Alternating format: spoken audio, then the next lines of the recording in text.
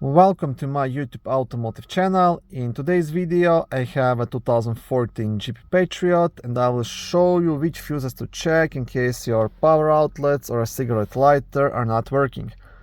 This video will apply to Jeep Patriots made from 2007 all the way up to 2017.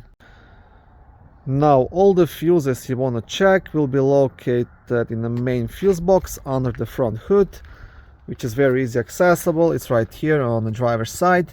Now to remove the cover, you'll have two black tabs. You want to press them at the same time and lift up. On the back side of the cover, you also have a small fuse diagram.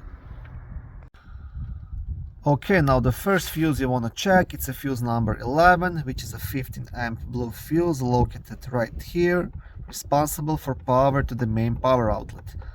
Just next to it, fuse number 12, it's a 20 amp yellow fuse responsible for power to AC inverter, if your Jeep Patriot is equipped with one.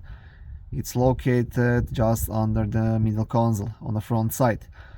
And the last fuse, it's a fuse number 13, 20 amp yellow fuse responsible for power to cigarette lighter. And those are all the fuses. So those three fuses to check.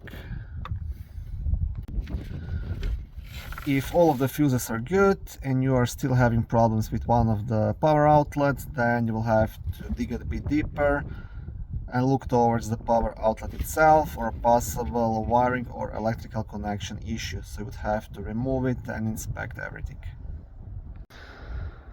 Okay, thank you for watching this video. I hope it was helpful and educational. If it was, please like it and consider subscribing to my YouTube automotive channel.